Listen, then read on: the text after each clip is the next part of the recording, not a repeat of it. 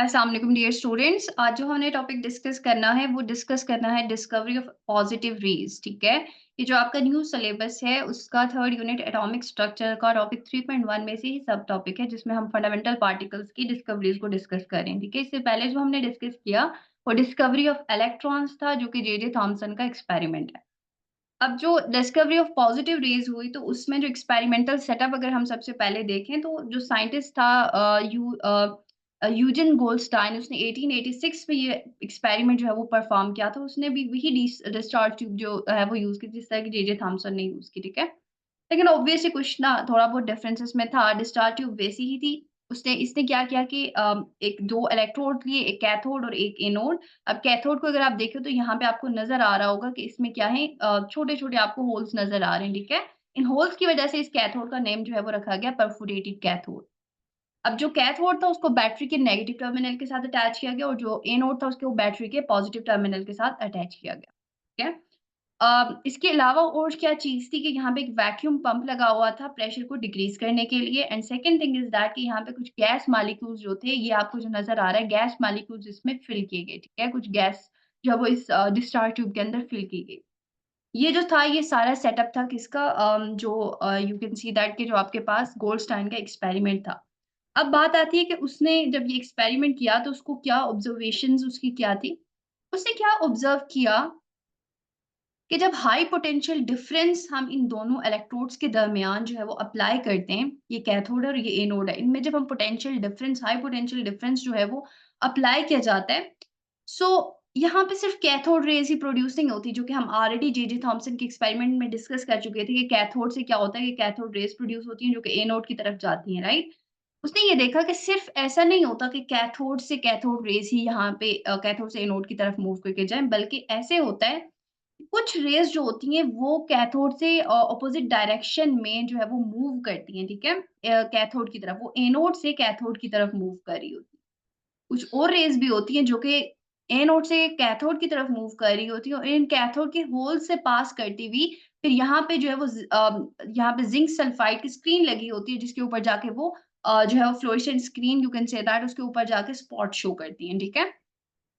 अब आप देखें कि यहाँ से जो है वो पॉज़िटिव रेज़ थी, उनने पास किया, ठीक है? और वो यू कैन चेक दैट कि यहाँ पे आके शो हुई ऑन द स्क्रीन, ठीक है? जो कि यहाँ से कोटेड की हुई थी। अब जो क्वेश्चन आता है माइंड में, आपके माइंड में मेबी ये क्वेश्चन आता हो कि ये रेज़ जो हैं वो जे. थॉमसन ने ऑब्ज़र्व क्यों नहीं की? उसका रीज़न ये है कि अगर आप देखें तो कैथोड जो था ना, कैथोड से कैथोड रेज़ जा रही थी और वो एनोड से पास होती हुई स्क्रीन के ऊपर नज़र आ रही थी जाती, ठीक है? क्योंकि जो इलेक्ट्रॉन्स होते हैं ना, उनकी पेनिट्रेशन पावर हाई होती है, जिसकी वज़ह से वो इस इलेक्ट्रोड से पास कर जाती हैं एनोड से। लेकिन जो एनोड जो पॉज़िटिव रेज़ होती हैं, उनकी पेनिट्रेशन पावर कम होती है। वो क्या करती हैं कि वो इस तरह से इलेक्ट्रोड से जो है वो पास नहीं कर सकती, क्योंकि जे थॉमसन के एक्सपेरिमेंट में परफोरेटेड कैथोड यूज़ नहीं किया गया था, ठीक है? उसमें सिंपल कैथोड था। उस कैथोड में होल्स नहीं थे। अब जब इसने गोल्डस्टाइन ने होल्स वाला कैथोड यूज़ किया, तो अब आप देखें कि वो जो पॉज़िटिव रेज़ थी वो इन होल से पास हुई और फिर हमें जाके जो है वो स्क्रीन जो थी वो नज़र आई, ठीक है?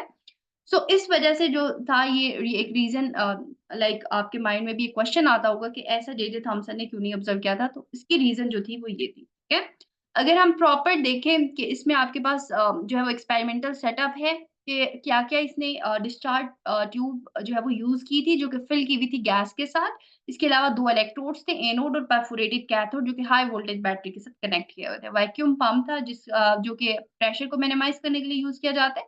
ऑब्जर्वेशन क्या थी कि जब हाई पोटेंशियल डिफरेंस अप्लाई किया जाता है बिटवीन द इलेक्ट्रोड्स, ना सिर्फ कैथोड रेज़ प्रोड्यूस हो रही थी बल्कि एक नई तरह की जो रेज़ थी वो भी प्रोड्यूस हो रही थी, राइट? और वो लाइक एनोड से पास करती हुई कैथोड की तरफ जा रही थी और कैथोड के होल से मूव करती हुई जो है वो वहाँ से निकल के स्क्रीन के ऊपर जो जाके नज़र आ रही थी। अब इन रेज़ को हमने नेम दिया या तो इनको पॉज़िटिव रेज़, क्योंकि ये एनोड से मूव करती हुई आ रही थी, ठीक है? इस वज़ह से इनको एनोड रेज़ का नेम दिया गया। पॉज़िटिव रेज़ इस वज़ह से क्योंकि ये जो है वो कैथोड रेज़ के ऑपोज़िट डायरेक्शन में मूव कर रही थी, क्योंकि ये पॉज़िटिव से नेगेटिव की तरफ जा रही थी। दैट मीन्स कि यू नो दैट कि इनके ऊपर पॉज़िटिव चार्ज है तभी वो ऑपोज़िट की तरफ जो कि अट्रैक्ट करती हुई जा रही है। अब कैनाल रेज़ इस वज़ह से कहा गया क्योंकि ये कैनाल्स जो थी ना उनमें से पास हो रही जो होल्स या कैनाल्स जो कैथोड रेज़ के होल्स या जो कैनाल्स आप कह सकते हैं उनमें से पास करती हुई जा रही थी। So that is the reason कि इनको कैनाल रेज़ का नेम दिया गया। सो पॉज़िटिव रेज़ को आप कैनाल रेज़ भी कह सकते हैं, पॉज़िटिव रेज़ भी कह सकते हैं या एनोड रेज़ भी कह सकते हैं, ठीक है? होप सो कि आपको रीज़न समझ आ गई होगी कि इनको कैनाल रेज़ क्यों कहते हैं, पॉज़िटिव रेज़ क्यों कहते हैं और एनोड रेज़ क्यों कहते हैं। अब जब इन रेज़ की प्रॉपर्टीज़ को देखा गया तो कुछ प्रॉपर्टीज़ थी यहाँ पे उनमें से सबसे जो पहली प्रॉपर्टी थी वो ये थी कि ये रे स्ट्रेट लाइन में पास करी थी और डायरेक्शन इनकी अपोजिट थी टू द कैथोड, ठीक है? अभी हमने कहा कि ये एनोड से कैथोड की तरफ मूव कर रही थी, राइट? एनोड के ऊपर पॉजिटिव चार्ज, कैथोड के ऊपर नेगेटिव होता है, तो ये यहाँ से इस तरफ मूव करती हुई आ रही थी। दैट मीन्स कि ये स्ट्रेट लाइन में पास कर रही थी लेकिन कैथोड से अपोजिट, ठीक है? कैथोड रेज़ जो थी कैथोड से एनोड की तरफ जा रही थी। So that is the meaning कि वो स्ट्रेट लाइन थी और अपोजिट डायरेक्शन में मूव कर रही थी। इसके अलावा इनको पॉज़िटिव रेज़ का नाम इस वज़ह से भी दिया गया कि इनके ऊपर पॉज़िटिव चार्ज है। जब इनको जिस तरह हमने जे.जे. थॉम्पसन के एक्सपेरिमेंट में डिटेल में डिस्कस किया था कि कैसे इलेक्ट्रिक फ़ील्ड और कैसे मैग्नेटिक फ़ील्ड जो है वो रखी गई, तो देखा गया कि ये डिफ्लेक्ट करती है, ठीक है? डिफ्लेक्ट करती हैं towards negative charge. Let's say कि आपके पास क्या था कि यहाँ पे लेट्स से आपके पास जो है वो कैथोड है और यहाँ पे आपके पास एनोड है और ये डिस्चार्ज ट्यूब है। आपने क्या किया कि मेटल प्लेट रखी इलेक्ट्रिक फ़ील्ड अप्लाई करने के लिए। लेट्स से कि यहाँ पे आपके पास क्या थी, यू कैन सी दैट कि यहाँ पे आपके पास लेट्स से हम कहते हैं कि आपके पास नेगेटिव प्लेट है और यहाँ पे आपके पास पॉजिटिव प्लेट है। तो ये रेज़ जो है ना ये डिफ्लेक्शन शो करेंगी टुवर्ड्स नेगेटिव प्लेट। सो ये नेगेटिव प्लेट की तरफ डिफ्लेक्ट होके जाएँगी। दैट मीन्स कि इनके ऊपर क्या है और मैग्नेटिक फील्ड में भी ये डिफ्लेक्शन शो करेंगी। एक स्पेसिफिक पाथ जो है वो ये ले लेती हैं। So that's why we have to say that कि डिफ्लेक्शन शो करती है दैट मीन्स कि इनके ऊपर क्या है पॉजिटिव चार्ज होगा, ठीक है? ये सेकंड पॉइंट था जो प्रॉपर्टीज़ हैं आपके पास पॉजिटिव रेज़ की। थर्ड प्रॉपर्टी जो थी इनकी ये थी कि इनका जो चार्ज टू मास रेशियो था जिसको हम E/m वैल्यू बोलते हैं, वो गैस के ऊपर डिपेंड कर रहा था डिस्चार्ज ट्यूब में। अब अगर आप जे.जे. थॉम्पसन के एक्सपेरिमेंट के साथ इसको कंपेयर करें तो उसमें E/m वैल्यू जो थी वो हमेशा सेम आ रही थी चाहे आप लाइक किसी भी मेटल का बना हुआ कैथोड यूज़ कर लें, ठीक है? वो इस चीज़ के ऊपर डिपेंड नहीं कर रहा था। लेकिन जो charge to mass ratio in positive particles की थी वो डिफरेंट आ रही थी अगर आप डिफरेंट गैसेस यूज़ कर रहे थे, राइट? दैट मीन्स कि हम इन पॉजिटिव पार्टिकल्स को फिलहाल प्रोटॉन नहीं कह सकते।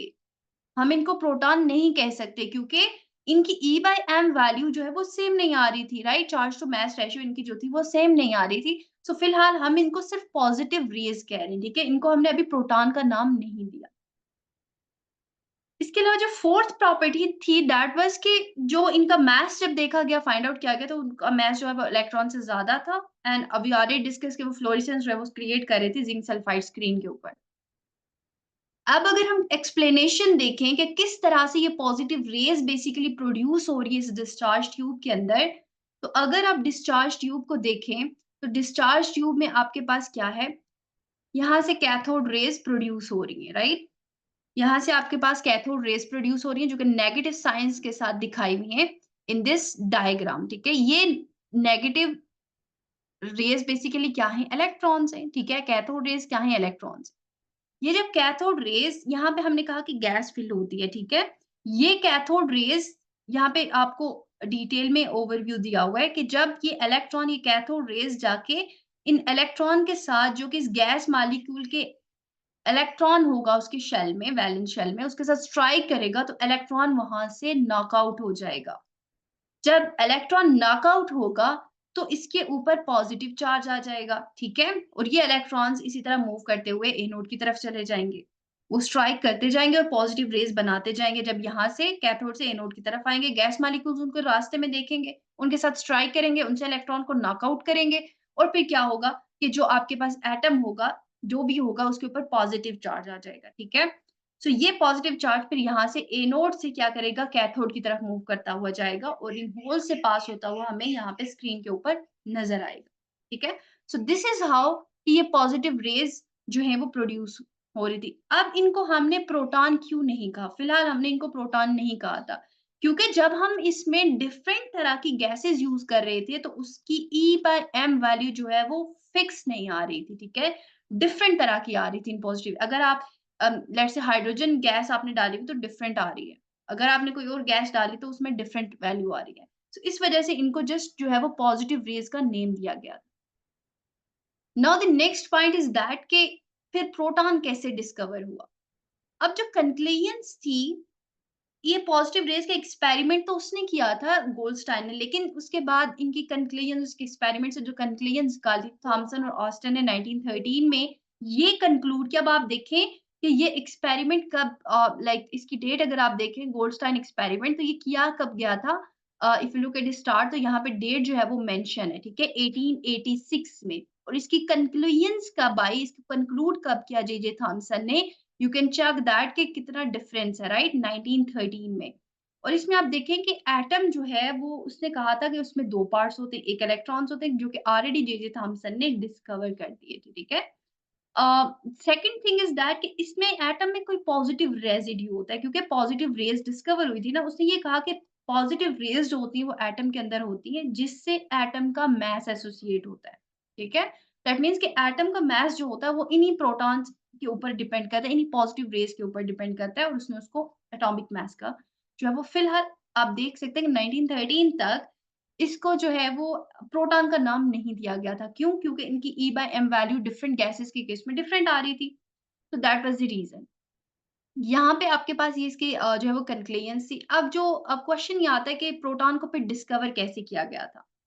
इसमें फिर दोबारा से गोल्डस्टाइन और रदरफोर्ड ने क्या किया कि डिफरेंट तरह के जो है ना वो गैसेस यूज़ करते रहे, क्योंकि ई बाय एम वैल्यू जो है वो सेम नहीं आ रही थी।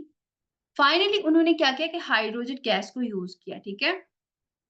नाउ व्हाट दे डिड कि उन्होंने क्या किया, उन्होंने जो पॉज़िटिव रेज़ थी, जो प्रोड्यूस हो रही थी हाइड्रोजन गैस से, उसके ऊपर फ़ोकस किया कि भई ये आपके पास डिस्चार्ज ट्यूब है, वहाँ से हाइड्रोजन आपके पास क्या है, हाइड्रोजन आपके पास क्या होता है, उसके एटॉमिक नंबर 1 होता है। 1 इलेक्ट्रॉन और 1 प्रोटॉन होता है इसमें, ठीक है?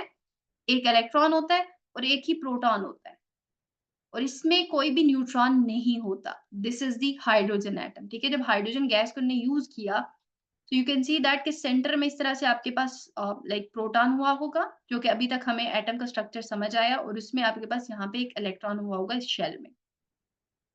जब कैथोड रेज़ आई होंगी जो कि नेगेटिवली चार्ज थी, इसके साथ अगर स्ट्राइक किया होगा तो ये इलेक्ट्रॉन यहाँ से नॉक आउट होगा, ठीक है? अब इलेक्ट्रॉन कोई भी नहीं रहा। एटम के अंदर सिर्फ क्या रह गया, आपके पास प्रोटॉन रह गए, ठीक है? एटम के अंदर क्या रह गया? सिर्फ प्रोटॉन रह गए।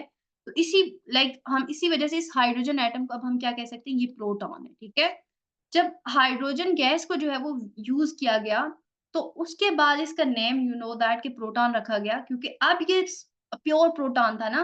लेट्स से कि पहले आपके पास कोई और गैस यूज़ की होती, लेट्स से ऑक्सीजन यूज़ की होती, ऑक्सीजन गैस यूज़ की होती, तो ऑक्सीजन में लेट्स से मैं कहती हूँ कि उसमें जो है वो 8 इलेक्ट्रॉन्स हैं, ठीक है? तो आपके पास 8 प्रोटॉन्स होंगे यहाँ पे, ठीक है? और फर्स्ट शेल में 2 इलेक्ट्रॉन्स होंगे और सेकंड शेल में आपके पास 6 इलेक्ट्रॉन्स होंगे, ठीक है? 3, 4, 5 एंड 6। अब क्या होगा, एक इलेक्ट्रॉन आएगा, आके स्ट्राइक करेगा, यहाँ इलेक्ट्रॉन को नॉकआउट करेगा। अब आप देखिए ये इसमें सिर्फ प्रोटॉन नहीं है, क्योंकि अभी भी इसमें बहुत सारे इलेक्ट्रॉन्स हैं, राइट? तो हम इसको प्योर प्रोटॉन तो नहीं कह सकते। हाइड्रोजन को प्रोटॉन इस वजह से कह रहे हैं क्योंकि इसमें और कोई इलेक्ट्रॉन नहीं रहा, उसमें बचा ही सिर्फ प्रोटॉन है, ठीक है? तो इस वजह से अब उसके बाद इसने कहा कि ये जो आपके पास जब हम गैस मॉलिक्यूल्स को फिल करते हैं, तो जो पॉजिटिव एनोड से कैथोड की तरफ जो रेज़ जा रही होती है, वो बेसिकली क्या होती हैं, प्रोटॉन्स होती हैं, ठीक है? हर तरह की रेज़ को प्रोटॉन नहीं कहा गया था, keep in this your mind, ठीक है? ये आप अपने माइंड में रखें। प्रोटॉन सिर्फ़ उनको कहा गया था जब उसने गे हाइड्रोजन गैस को फ़िल किया था। अब आयनाइज़ेशन अगर आप देखें हाइड्रोजन की, तो इसी H पॉज़िटिव को हम क्या कहते हैं, ये प्रोटॉन है और एक इलेक्ट्रॉन इसमें से रिमूव हो गया। Now we know that proton consists of only one proton. Hydrogen consists of only one proton. These scientists determined that protons have a positive charge that move in a curved path opposite to the electrons in an electric and magnetic field. Okay?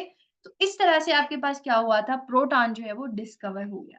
Hope so कि आपको जो है वो clear हो गया होगा कि किस तरह से हमारे पास डिस्कवरी हुई थी प्रोटॉन की। Thank you so much. चलो नेक्स्ट क्लास में हम डिस्कस करेंगे about discovery of neutron. Thank you so much everyone.